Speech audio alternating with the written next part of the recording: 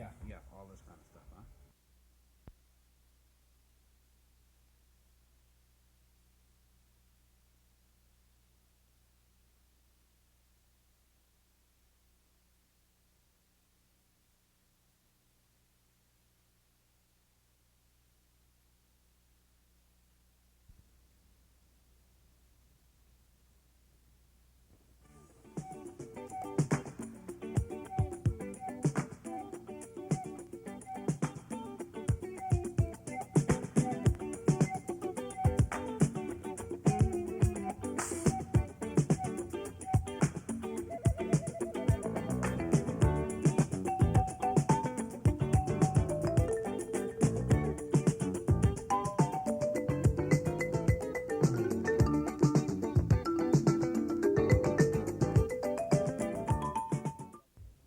Hello, welcome to another Black Horizons program. I'm your host, Hamid Rasheed. Recently, the Lake Major Joint Action Committee, representing the communities of North Preston, East Preston, Cherrybrook, Lake Loon, and Lake Major, along with the Black United Front of Nova Scotia, released a new publication entitled From Africville to New Road. The publication tells the story of how 4 communities located in the Lake Major watershed planned for their development. In today's program, we'll talk to the authors of this new publication about the publication and its message on how government can plan with people. I have joining me on the program, first of all, Althea Tolliver, who is a Community Development Officer of the Lake Major Joint Action Committee and one of the principal authors.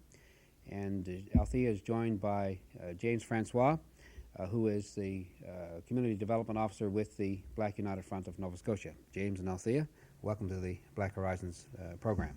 Glad to be here. Althea, I'd like to go to you first and ask you why this publication was prepared. Why the publication was prepared. One of the things about the publication, Mr. Rasheed, is that it is a success story for the Prestons. As you know, in years gone by, negative comments has always been viewed by our communities. And reporters would come in.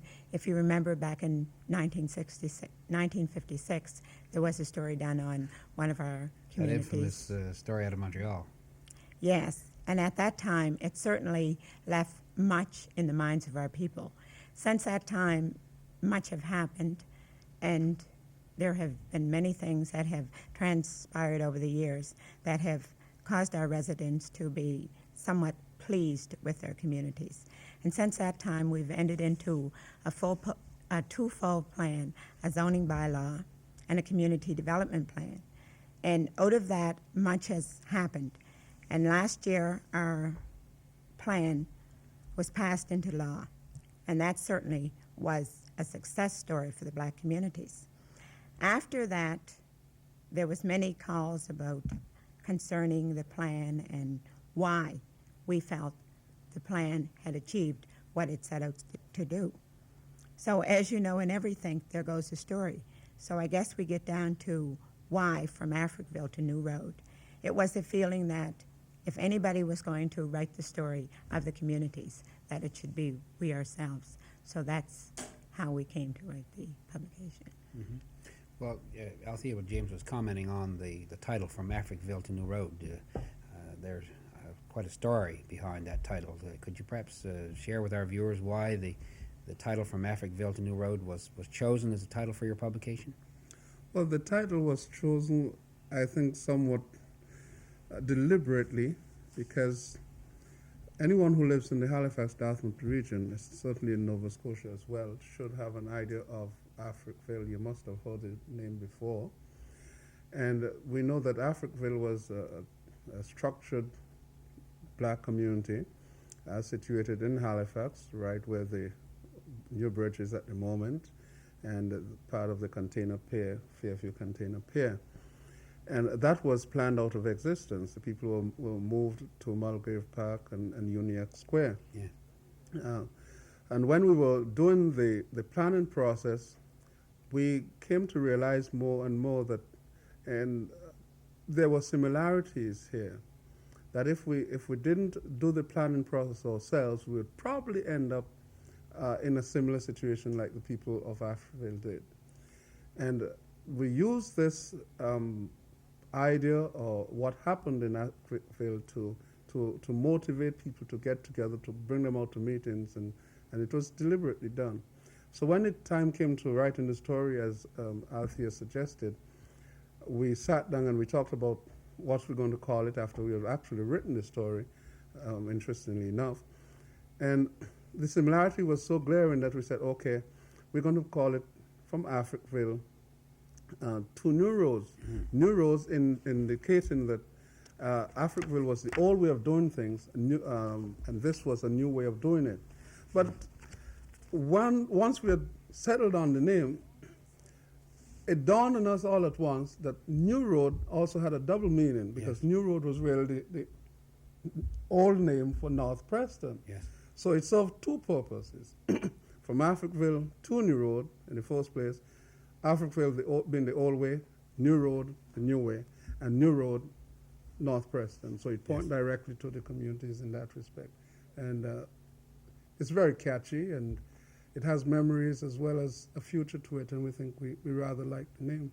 Yes, I think it does justice to the task. Could you tell us a little bit, James, about in a sort of summary kind of fashion of what you attempt to cover in the publication? Well, yes, I mean the publication covers briefly three sections of activities, or it covers three areas. The first part of the publication deals with the actual activities that took place, the meetings, the confrontations, the conflicts, the compromises which happened. And we dealt with those not in very great detail, but to point them out as a means of showing people what actually happened. And as you go through the publication, you will see the development of people and how attitudes changed during the course of the activities. So that's the first part of the publication. The second part of the publication stopped and we took a look at why the process was successful, and we asked ourselves, let's go back over it and let's try to find out why it was successful. What are some of the things that happened? What are some of the ingredients that went into making it a successful venture, a successful planning process? And the third part of it gave us an idea of the people some of the main participants who took part in the planning process, and how they felt about the process as they were going through it and as they look back on it. So those really, in a nutshell, is what you'll find when you look at the publication. You'll find the activities, why the activities took place and why it was successful, and finally a summary of the people who were involved and how they thought about it. Right. Well, I want to come back in a minute or two and discuss in more detail some of the specifics of the whole conflict situation. But as we were saying in the introductory comments, Althea, the publication attempts to tell the story, you were saying in your remarks, to tell the story of these four communities, East Preston, North Preston, Cherrybrook, Lake Loon, and Lake Major, tell the story of how they attempt to plan their growth and development. For those people who are watching our program, who I'm sure most people are aware of where they're located geographically, but they may not necessarily know very much about the communities themselves. Could you perhaps give us a quick overview of these four communities, something about when they were founded, the people, and so on? Just a quick overview. No one knows really how Preston come to be divided into the four communities that we have today. But each community, in its own way, has its own church. East Preston, North Preston, which is located off of the number 7 up beyond Lake Major, and Cherrybrook, Lake Loon. The study area that we're talking about covers approximately 2,600 acres. And in North Preston, there's a population of approximately 1,100. In East Preston, we have a population of approximately 1,000 people. And Cherrybrook, Lake Loon, which is the smallest of the two communities. Lake Major is a totally white community, and it is on the outskirts. Why Lake Major came to be involved in the study area is because it came as result of a conflict over a watershed issue.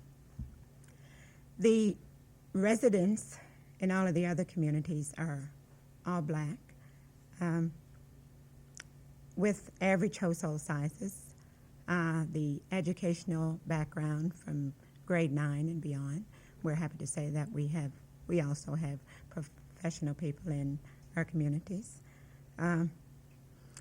With the economy the way it is right now, our unemployment, unfortunately, is very high.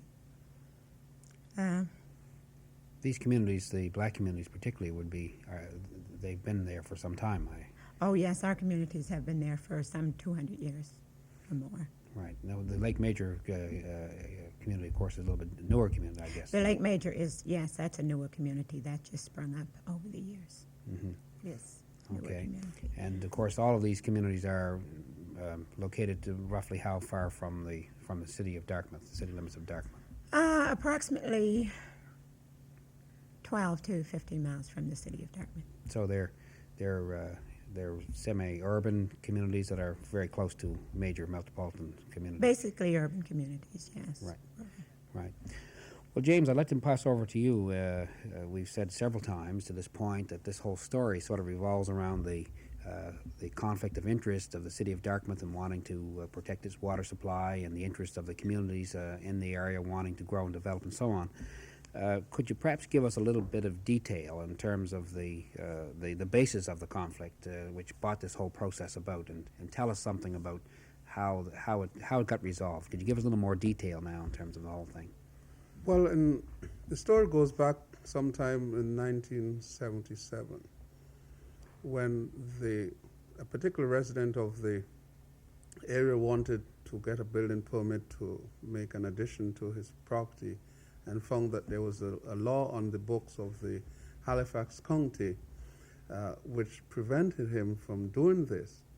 And the reason for this was because the city of Dartmouth had an agreement with the county of Halifax that the city of Dartmouth would receive water from Lake Major. Mm-hmm. Now, in order to protect the quality of the water of Lake Major, this law had been passed. But the residents were never aware of it for some reason or the other, or it was never enforced until that particular time.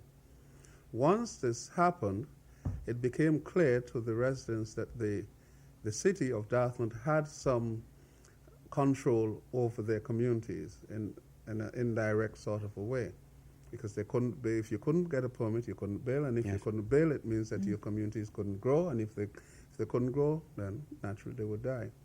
So once this was established, it meant that the people had to realize this, and the issue was, how do we allow the communities to grow and develop, and within that development, was there room to allow the city of Dartmouth to get clean, good quality water from Lake Major? And so this was where the crisis started. Incidentally, it started out as a confrontation because our people have been so accustomed in the past to being pushed around that naturally they saw this as another way of being governments trying to push them around. And they were very annoyed and angry about this. I suppose that would be an understandable reaction given the fact that you had this bylaw that had been on the books for some 20 years and the community had never really been advised of it. It almost would make it appear as though there was some kind of conspiratorial happening taking place here. Well, certainly, I mean, that was a logical conclusion to come to. So once that was done, the thing came out that, okay, we got to fight Dartmouth City. Because interesting enough, at that point of time, Halifax County said, look, we don't have anything to do with this. Yes. The law is there, and if you want to settle this, you'll have to work this out between yourself and the city of Dartmouth. Dartmouth said, well, it's the city of Halifax, so this sort of thing kept going back. Anyway, the mayor of Dartmouth, Mayor Don Bronglow, incidentally, came and he decided to listen to the complaints of a group of people led by Mr. Arnold Johnson from North Preston.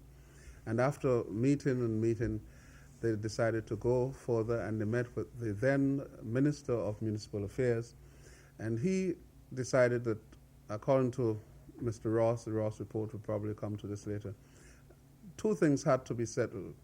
And they had to, before they could have any decision, they had to agree on two things. One was that the city of Dartmouth was going to get water from Lake Major, and two, that the communities would be allowed to grow and to develop. Now, so those were 2 points. The principal now was supposed to bridge that gap. How were you going to make the bridge between those two things? And that is how the planning process came about by first of all, it started out as confrontation. And once that was established, people said, okay, we've got to sit down, we've got to work this out. And it created a situation where people, as we sat around the table from time to time and got to know each other as individuals, as human beings, the matter of trust came about, and people developed the feeling that, okay, I can trust that guy even though he's on the other side, and similar. So the communities began to learn to trust the bureaucrats and the politicians who were involved from the city of Dartmouth, from the Halifax County, and from the province. And by dialoguing and by compromise and by arguments, some very heated arguments at times, you would remember that yourself, Hamid, because you were involved. This was how the whole process was developed. Right. Well, now, I'd be interested in chatting with both of you about your roles in this whole exercise. You were both very much involved. Althea, could you tell us a little bit about the long hours that you invested in this whole process of 5 or 6 years of your almost every waking hour of your life? Yes, Hamid, as I began to, think about all of it, I'm sure I can honestly say that even though it's been a long process, it's been a rewarding process.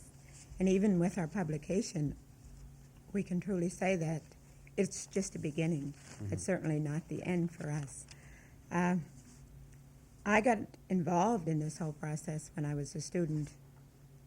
I was taking social work at the time at university, and I was asked one night by our Ratepayers Association in East Preston if I would do a survey for the community.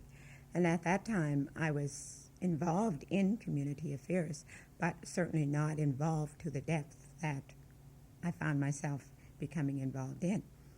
I came to the community as a community development officer.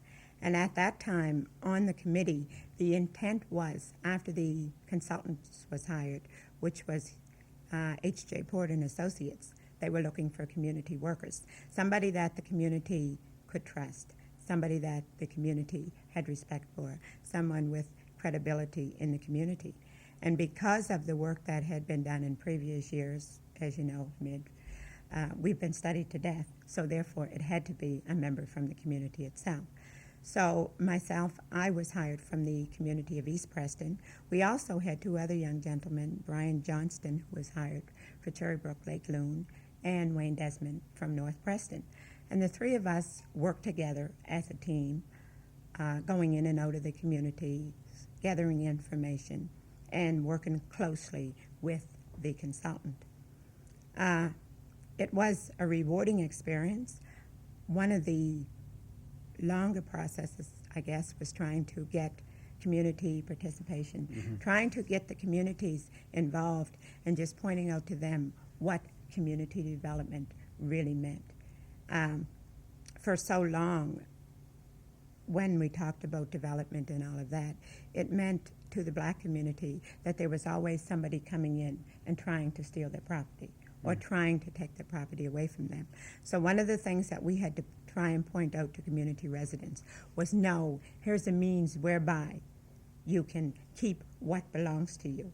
But what we're trying to do is help you realize that what is happening in your community, that you'll be in the know.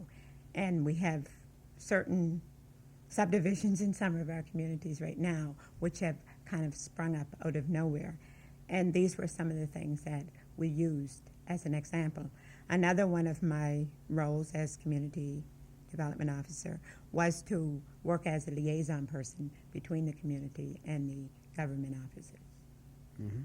Well, James, now, could you tell us a bit about your involvement in this whole process, and perhaps as well comment a bit on some of the structures that were developed to sort of facilitate the participation of the community and the communication that you were speaking of and dialogue that you were speaking of earlier between the various parties that were involved in this whole thing?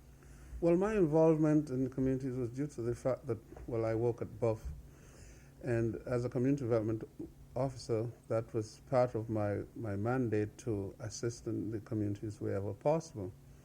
It started out quite, I think, by accident more than by design, and I attended a few meetings, and Althea was there, you were there yourself, Hamid, and a number of the other people in the committee. And in attending the meetings, it became clear that apart from the consultants and the community workers, there was perhaps a need for someone with certain amount of experience and skills in community development in terms of helping to pull the whole thing together and trying to define and to clarify certain basic issues. I then became, once this was known and my role became clear in terms of what I could have contributed to the communities in that respect, I'm happy to say I became, like Althea mentioned, accepted within the group, and I felt that more and more I was consulted, I was asked what's my opinion, and given more and more work to do in terms of assisting with the development of the plan and in refining some of the thoughts and some of the ideas that went into the plan. So it started out purely in that fashion, and I'm really pleased with the experience I've had. It's been a very rewarding experience for me. In terms of the structures, Althea mentioned the fact that you had 3 workers from the communities. Well, once that was done and once the planning process got to a certain stage, the need was identified for certain basic structures which then would lead us into implementation or second stage of the planning process. And one of the things that was needed at that point of time was the matter of developing machinery by which the communities can continue to keep control of what they had gained by the plan. Mm-hmm. And we came then to what were we going to do, and I was given the task of trying to come up with some sort of mechanism which would give the communities the handle on the continued progress of the community. We've been able to develop, and it has been accepted by the communities, the concept of a community development corporation. Yes. And that is the machinery which somehow there is going to be taken over from the Lake Major Joint Action Committee, and we have indicated that we would like to call it Watershed Association Development Enterprise. And it goes back to what we started to say in the beginning. We want to keep the idea of the watershed in people's minds, and that's why we again selected that name. So that when people hear the word Watershed Association Development Enterprise, you know that you're within the watershed, where you are, what have you gained, and what you can gain or what you can lose. Yes. So that hopefully this organization would continue to implement and to research and to attract things to the community in terms of economic and employment. Althea mentioned the high unemployment in the area, and in developing some of the land that was gained because of the compromise that was made with the county and with the province. We have some lands now which we need to get into some production, and that was going to be one of the things that the Community Development Corporation will be looking after as well. So this whole process then is very much a dynamic exercise in the sense that it hasn't ended with just the mere production of the plan and with your publication.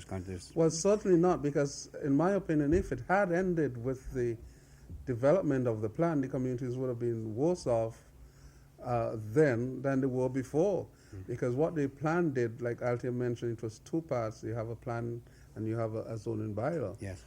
The zoning bylaw is law, and that puts a lot of restrictions in the communities, what they can do and what they cannot do. And the other part of it is intent, the intent of the county of Halifax to allow the communities to grow and to develop. It's only an intent. So the communities have got to make very sure that they work in keeping the Halifax County Council and certainly the province to those intent or intentions. Mm-hmm. And that is the big job that is in front of us right now, that we've got to be able to do that. Otherwise, the whole process would certainly not be a success. Well, Althea, I'd like to talk to you about your opinion of some of the key ingredients that went into the process, or what you consider to be the factors which made the planning process work so well. What lessons are in this whole exercise, in your opinion, for others? Well, I mean, as I think about the whole process and having gone through the stages that we went through, the meetings that we held, the way the tempers raged and the conflicts, there's a number of lessons to be learned. Number one, the sensitivity of the government officials. One of the committees that was formed was called the Working Committee, and in that Working Committee, you had you had your representatives from the community, as well as all of your government.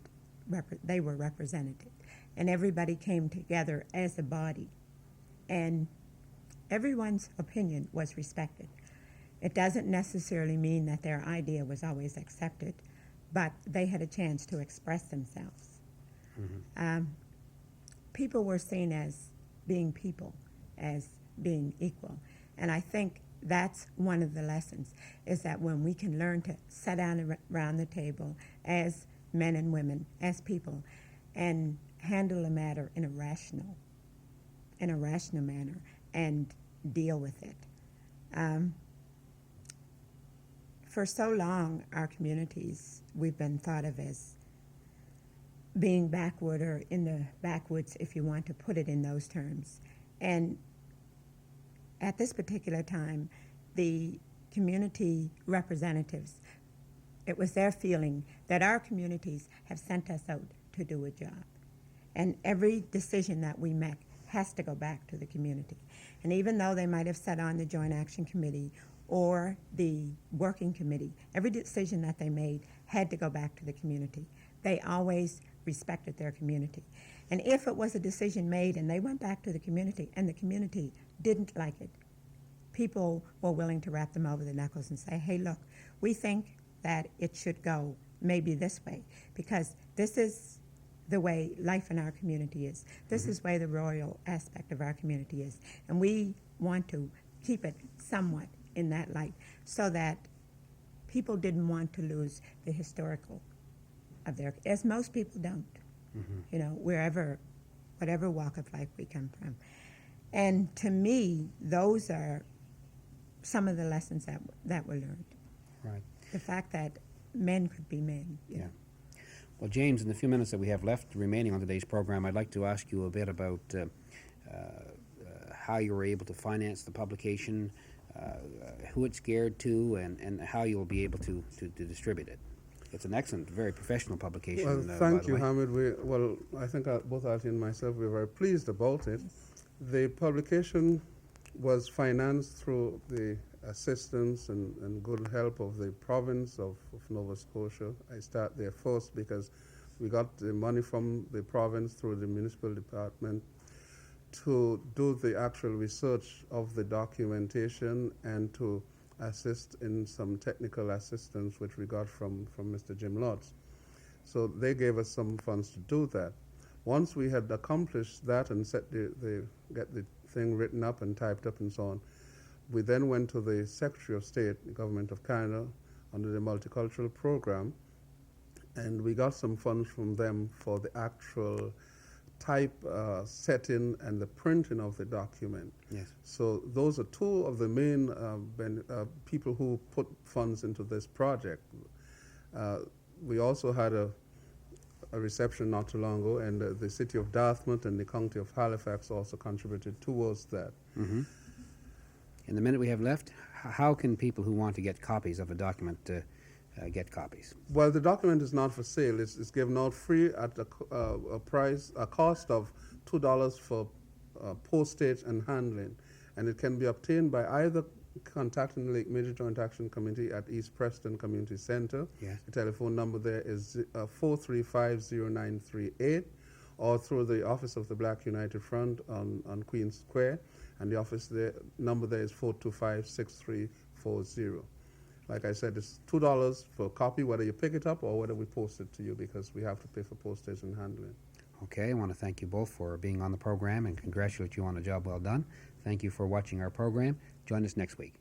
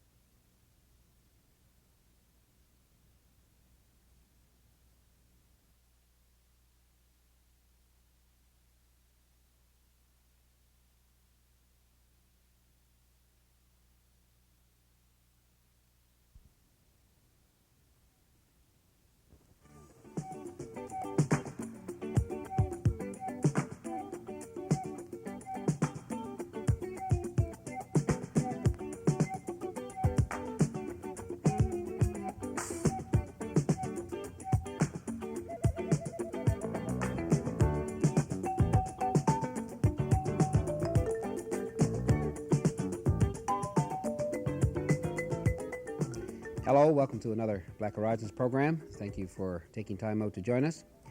For the past 2 weeks, Metro school groups have been competing in the Quest for Identity quiz program. The quiz game is the newest program of the Black Cultural Awareness program of the Black United Front. It's aimed at teaching black history and culture to black youth. Games take place at the North Branch of the Halifax Regional Library on Godigan Street on Wednesday evenings and Saturday afternoons. In today's program, we'll discuss the quiz program with Doug Sparks, who is the Vice President of the Dartmouth High Black Youth Organization, and David Woods, who is the coordinator of the Buff Black Cultural Awareness Program. Doug and David, welcome to the Black Horizons program. David, first of all, I'd like to ask you to tell us a bit about where the idea came from to have the Quest for the Identity program and why you chose the name Quest for Identity. I think if I was to go back to where the idea started, I remember one year I was working at a camp in Truro with kids from the North Preston, East Preston, Cherrybrook area, and we were thinking of different ways that we could teach them black history. Of course, there's always the straight lecture format that sends everybody to sleep, Yes. even though you're telling a lot of good information. Right. And so I think the challenge was at that time to find a way in which, at the same time that they're learning and listening, that they would be participating in the learning process and having a lot of fun doing it. And so what we decided that since we always had things like sport teams, why don't we have a team, a knowledge team? Yes. And actually, I think that was the first time that I saw the idea work, in where we divided them up. And at that time, we weren't only doing black history, but we were doing a number of different things. That would have been the now infamous Buff camp at the Manganese Mines? Right, Yes. yeah. Right. And after we tried it out, we divided them into teams. They all started to get into it, and they really got into responding to the questions. And so I think from then on, that idea stayed in my head. And the other thing, I think it's the idea of it being fun and participatory rather than just a straightforward lecture or teaching or reading books. So I'd say the idea would have originated from there. And also just from looking at Reach for the Top, too, and seeing how that works, another popular knowledge test. So that's how the idea sort of started. Right. And Quest for Identity, your choice of the name? The choice for the name Quest for Identity. Well, I think the main reason why I chose that name is because I think one of the biggest problems we have here in Nova Scotia is being able to get a good grasp of our identity as black people within this province. One of the things that we don't get a lot of is a lot of knowledge of our own history through the school systems and through general sharing of information.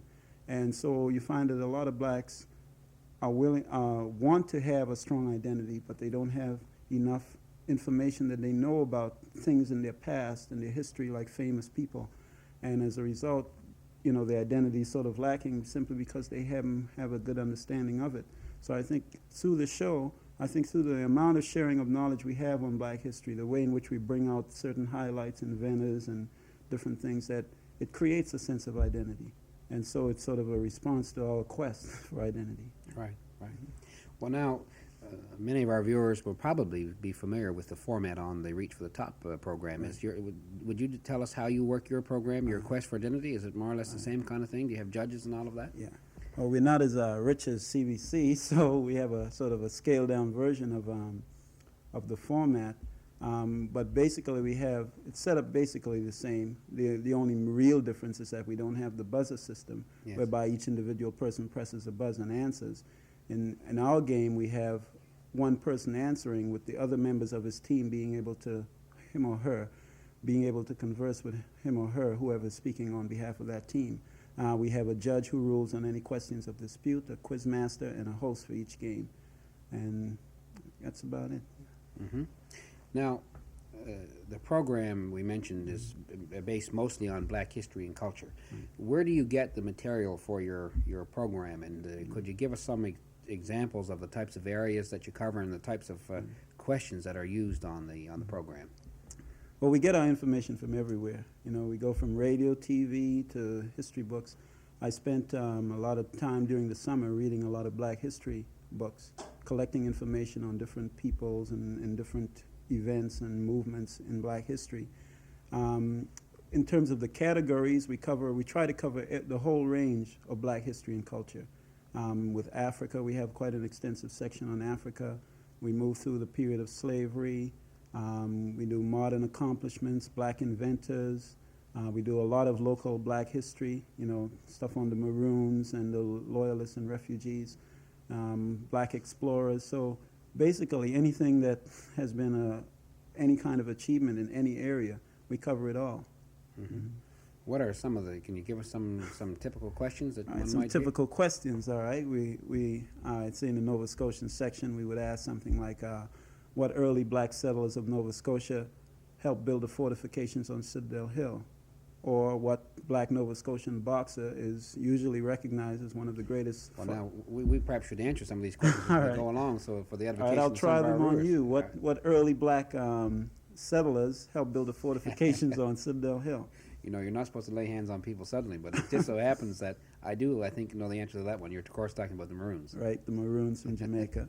And I'll ask you another one. The Black Nova Scotian boxer who's recognized as one of the greatest boxers of all time. He's rated by Ring Magazine as one of the greatest bantamweights that ever lived. And, of course, if you ask me anything I don't know, I'm going to pass it over to Dougie so he can answer. But I think you're now talking about Dixon. Yeah, George Dixon, Yeah, right. right. And we do other things like the Black inventors and scientists, like what Black doctor performed the first open heart surgery. I'll ask Doug that one. I guess you better because I don't know. Williams? Yeah. More information needed. Daniel Williams. That's right, Dr. Daniel Williams. He's been studying, so. Right. So we cover a whole, and we do even humorous things like Black slangs, Yeah. which is a popular one. Like we'll ask them things like, what does break bad mean in regular English? Right. And I attended one the other night, and I learned something. You were asking about the phrase "cutting in." right. That was an education for me. Right. I thought maybe you meant cut sharp, like it was a Right. football move, Yeah. but actually, I guess it means something. Yeah, that has been a more recent slang that's since the 70s. But yeah, and that's another thing we try to do is balance it not only in terms of the past, but also contemporary things. Right. So it isn't you're not necessarily just preoccupied with history. That's right, situation. yeah. Good. Well, now, how many teams are involved in the whole exercise? And tell us something about the scheduling and the team standings and so on. How's the whole thing going? It's a competitive thing, I Yeah. understand. All right. We have about 9 Black youth groups. Out of those 9, 6 are competing in the competition, mostly from the high schools. We got Dartmouth High, Prince Andrews, Sackville, Charles P. Allen, Queen Elizabeth, and who did I forget? J.L. Ilsley from Spryfield. So we have them really from the Sackville, Bedford area to Dartmouth area, Halifax, and Spryfield. In terms of what they're competing for, the we have what we call the school community program, in which for all the activities they do over the course of a year, they allocated different points. You know, they get points for having films, guest speakers, etc. Now, for entering a team in the Quest for Identity quiz show, each school gets 50 points. And in addition to that, the winners will get an extra 20 points, and the first runner-up gets an extra 10 points. We also award a trophy, which is situated right over here. And This and trophy will go to the winning team, to will the it? winning team, and then there's a cash prize also that goes along with that. I have a thing up the standings at present, and All right. show that to the audience. And this is just a breakdown of the points right now. The leading school is Dartmouth High. They have 3 victories, no defeats, and then we go J.L. Ilsley, Prince Andrew, Charles P. Allen from Hammonds Plains, Queen Elizabeth, and then Sackville. Could I get you just perhaps to hold it down a little bit so that there won't be glare on camera? And then can you just explain the different categories you have there? I have right. win, loss. I have win, loss, then we have draw, and then we have the point average, which is the amount of points they score per game. Yeah. And as you can see, sometimes a victory doesn't necessarily indicate a whole lot, because you find that the last place team, for example, has one of about the 4th highest average, which means in terms of the amount they know a lot more than sometimes their position indicates. Yes. And the averages just reflect, you know, how much the team has been scoring at the different games.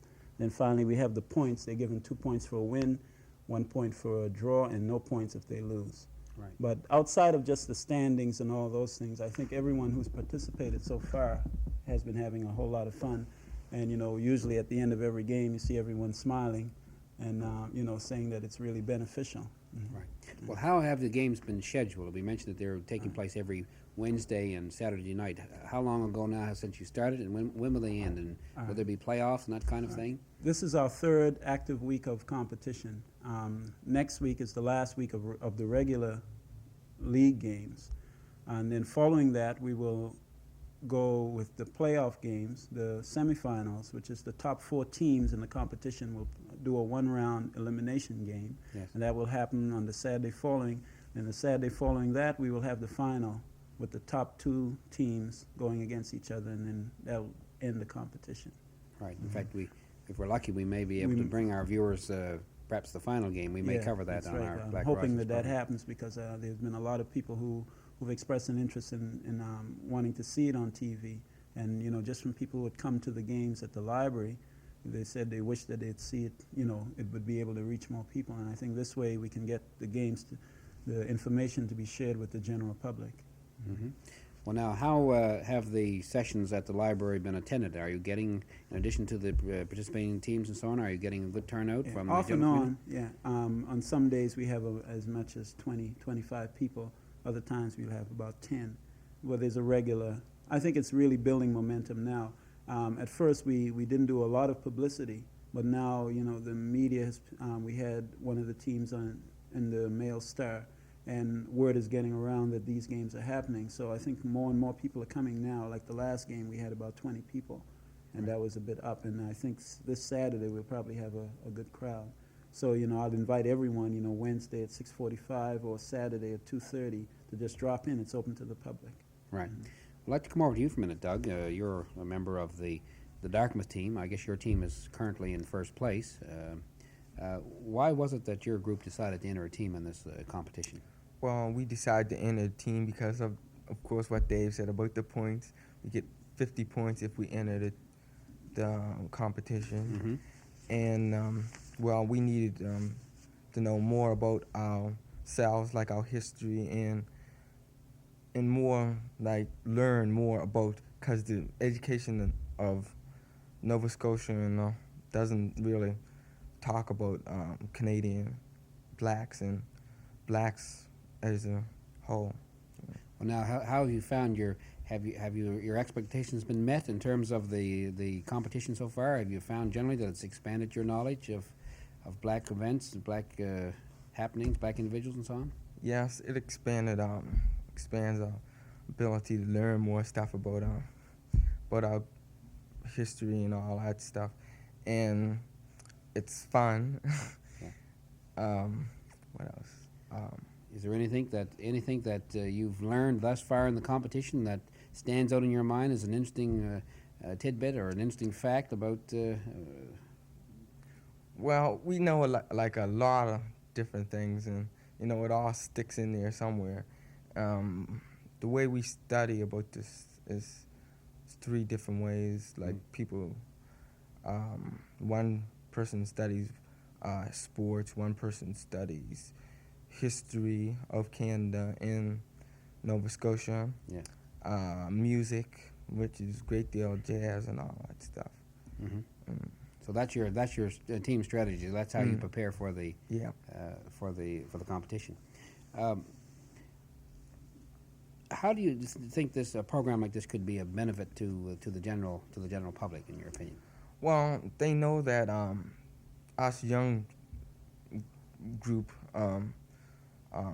people of high school age and all that stuff know this kind of stuff, and they kind of feel proud to know, like my family feels kind of proud that I know this kind of stuff in history about what happened in Black history, and it gives them a sense of pride, I guess, to know that the next generation is going to know what's going on and where's history heading for and all that. Right.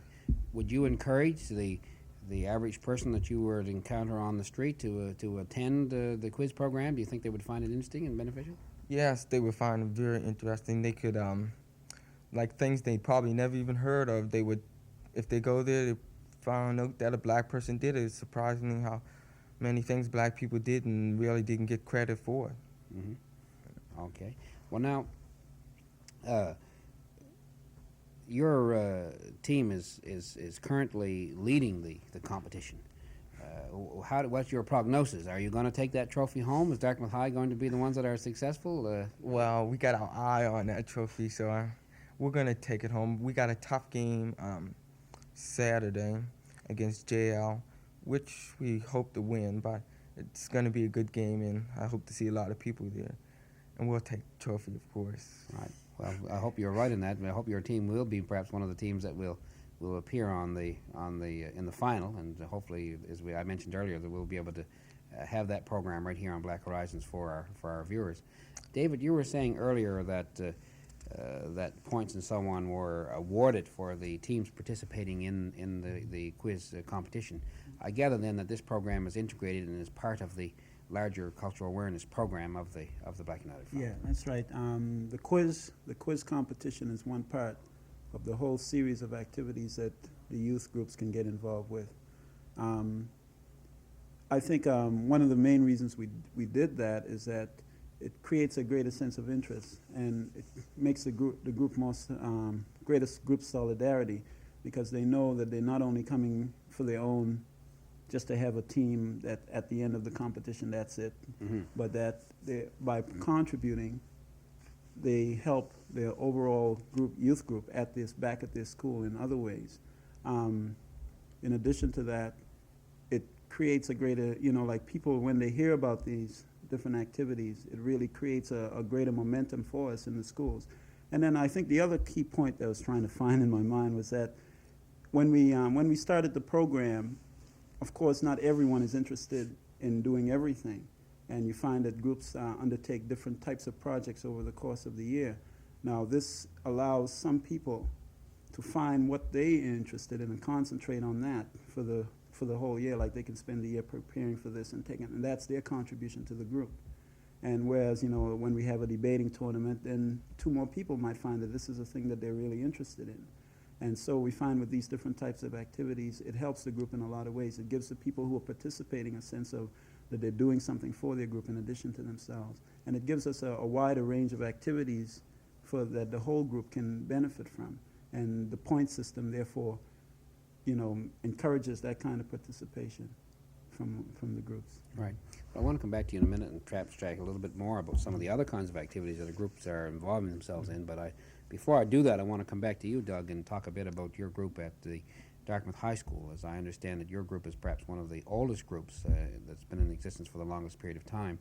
I know we had some young ladies on the program several weeks ago who were telling us a bit about what was going on at QEH. But could you tell us a little bit about your group at Dartmouth High? What else are you doing over and above your participation in the Quest for Identity program? Well, now at present, we are trying to get organized our magazine, which we always have every year at Dartmouth High School, a black magazine, and talks about a little bit of history, poetry,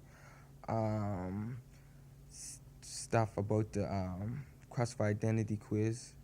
And we just last Friday finished off this dance that really went over pretty successfully and proved to point to people at our school and probably all over the metro area that black people don't really cause that much of a trouble if you give them a purpose.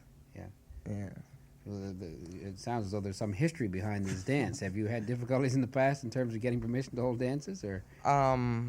The dance that we had was the first dance that was ever held at Dartmouth High, ever held around in this area, that was prominently for black people.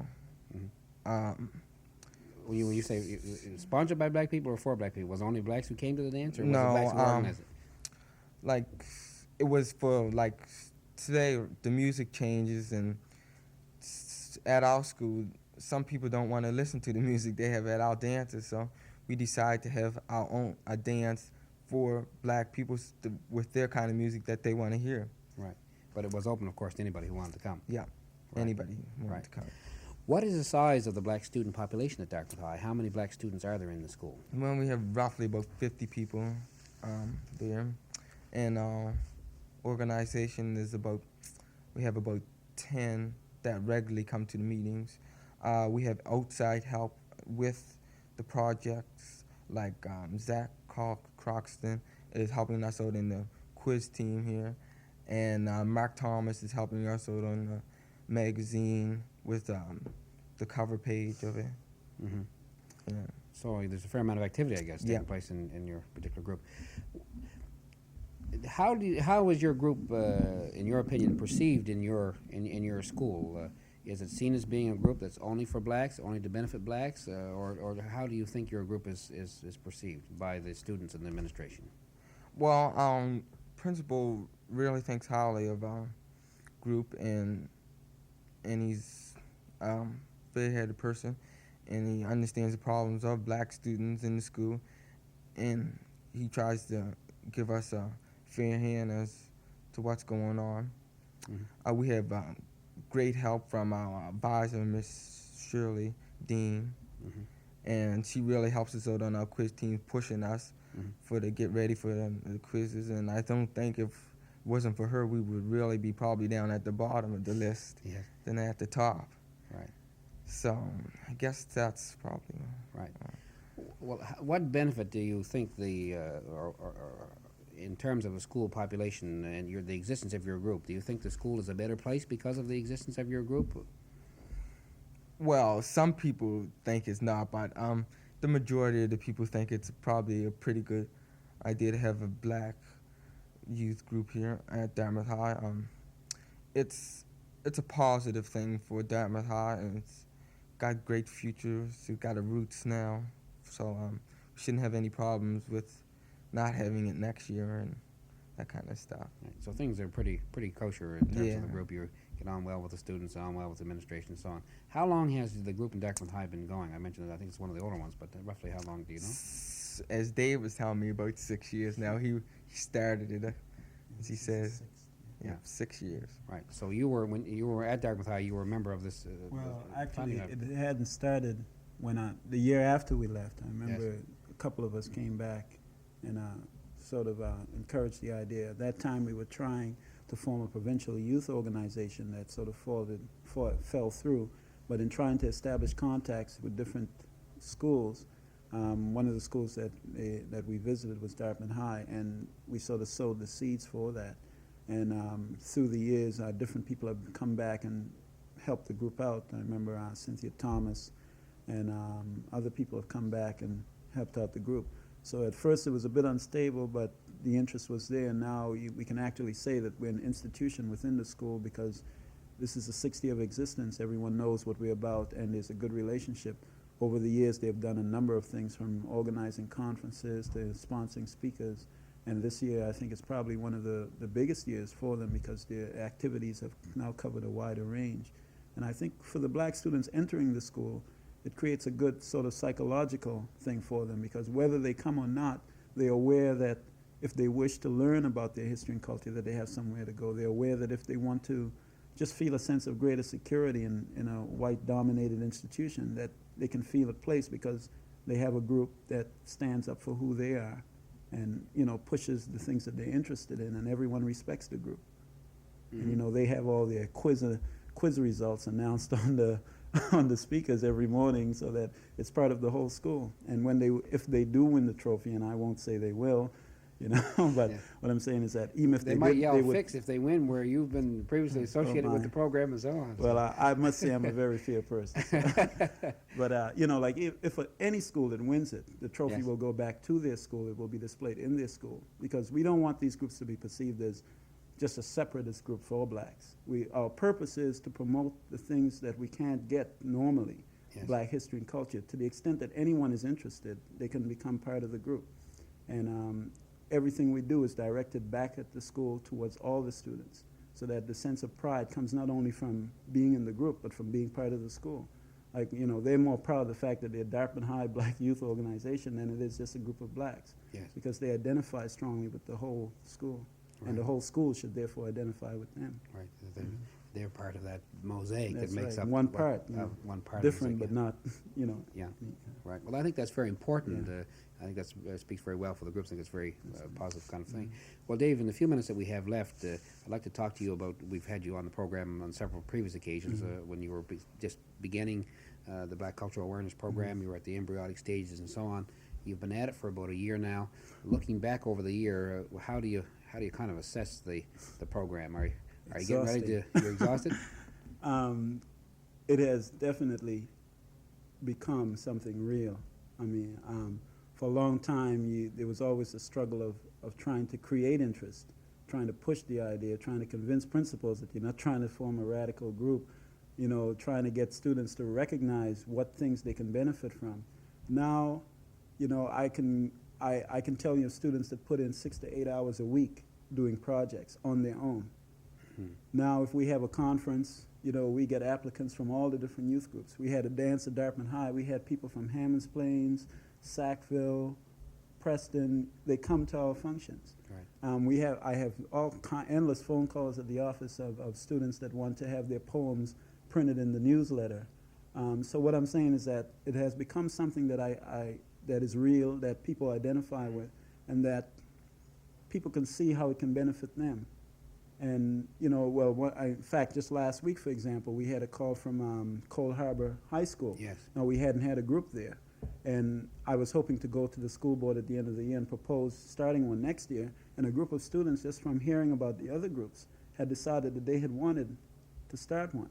And they phoned me up and said, can you come to our school and start a group? And that was something they did all on their own without me going in and asking them. So what I'm saying is that I can see that it's satisfying a need among a lot of black students to have something to strongly identify with that's very positive. So I would say that the project has become something very real and positive. And, you know, my biggest hope now is that it will continue and become an accepted part of the whole machinery of the education process, and it not be looked upon as an outside thing, but as part of the whole system. And it's very heartwarming to find things like principals now who are actively giving their time, helping you out, or, you know, offering words of wisdom, or going out of their way to help the groups. And so I think it can only grow, and because the interest is definitely there. And I think in the next few years that we can have a real positive thing among black youth, for black youth, and something that can be shared with the general public.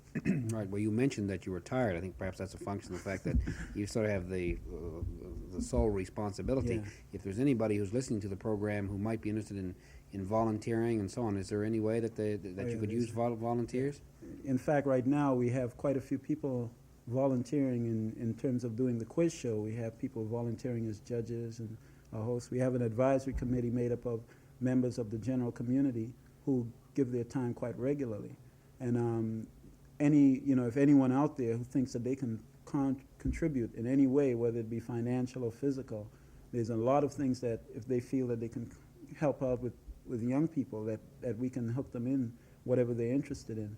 And if there are people out there looking who would like to contribute to the whole project, I would say, just phone the Black United Front office. We'll take your name and we'll see what you can do. And I can say from the people who have volunteered that they themselves have been having a lot of fun doing the things that they've been doing, so that it's not something that's going to really be boring or anything like that, because the activities that we do are generally of a fun nature. Right. Got to go, fellas. Want to thank you for appearing on the program. Want to thank you for watching. Join us next week.